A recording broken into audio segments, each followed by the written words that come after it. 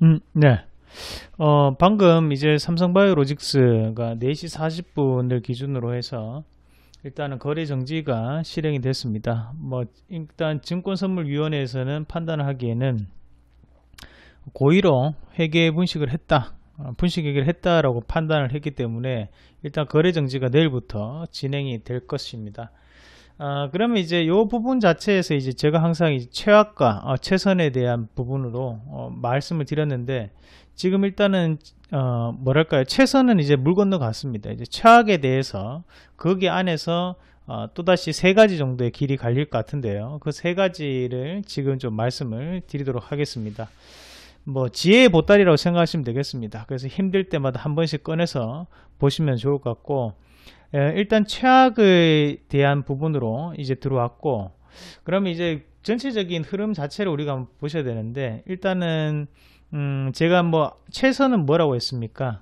앞서서 2번 정도 언급을 해드렸던 것처럼 최선에 대한 부분 자체는 우리가 이제 그냥 거래 제기가 되는 거고, 거래 제기가 되면 여기에 대해서 좀 더 뭐 정치적인 부분으로 봤을 때는 이재용 부회장이 그냥 다시는 구속되지 않는다, 이게 이제 최선의 결과였다고 말씀드렸죠. 하지만 최악에 대한 결과는 여기에서 거래가 정지되는 것 그 자체가 일단은 법을 위반했다라는 뜻이거든요. 그래서 지금 현재는 최악으로 일단 들어왔고, 최악 중에서도 이제 이재용 부회장에 대한 형이 진행될 확률이 높아졌다, 그렇게 보시면 되고, 일단 부가적으로 내일 호텔신라에 대한 주가가 갑작스럽게 움직일 수 있습니다.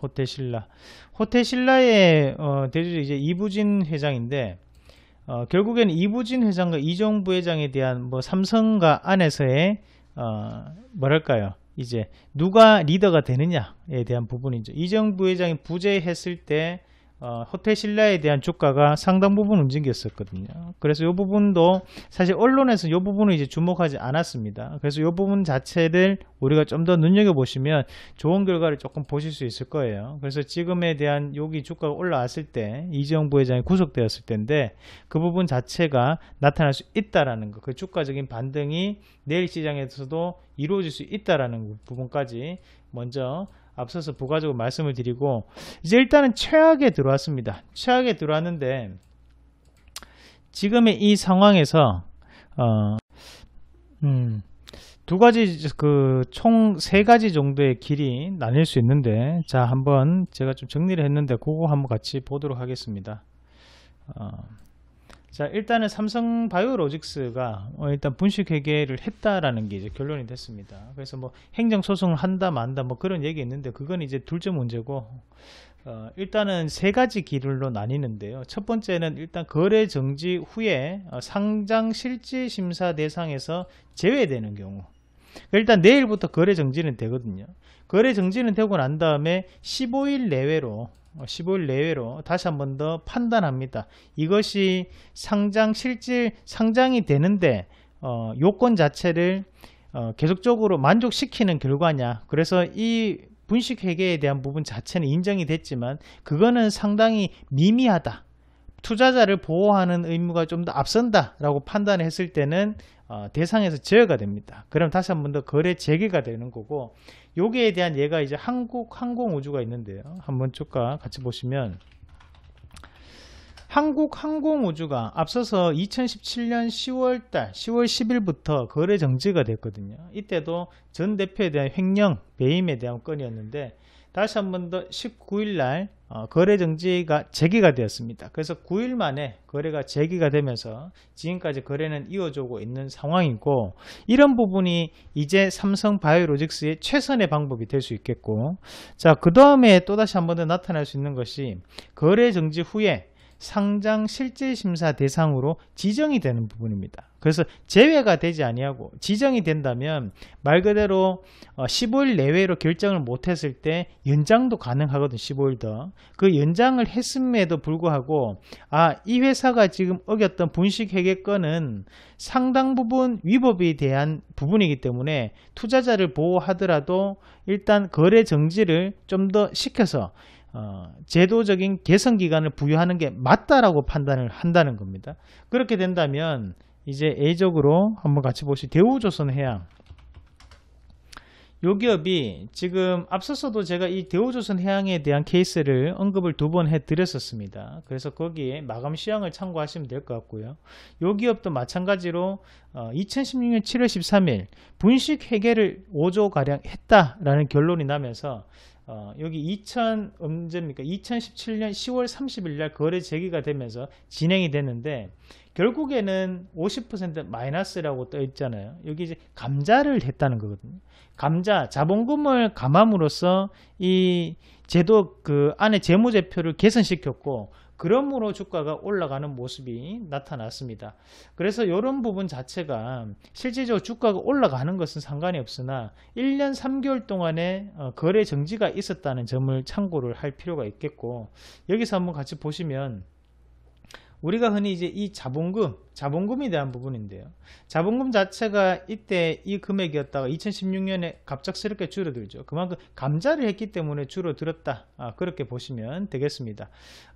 앞서서 그 감자를 하는 이유가 자본금을 감함으로써 자본 총계보다 낮게 유지를 하기 위해서라고 말씀드렸습니다. 그래서 그 부분도 유튜브 동영상을 참고하시길 바라겠고, 결국에는 자본금이 높았기 때문에 지금 현재 자본 총계를 넘어섰기 때문에 그럼 여기에서 자본 잠식 상황이 되는 거거든요.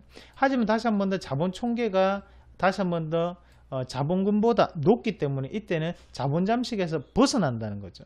그래서 이런 부분 자체가 상당 부분 영향을 미칠 수 있다는 겁니다. 그러면 마찬가지로 삼성바이오로직스 같은 경우에도 지금 현재 같은 경우에는 이미 보면 자본금이 이 금액이고요. 거기에서 자본 총계는 상당히 높은데, 이게 회계 분식 회계가 결정이 나게 되면 여기에서 상당 부분 회계에 대한 부분 자체를 재정리할 필요가 있습니다.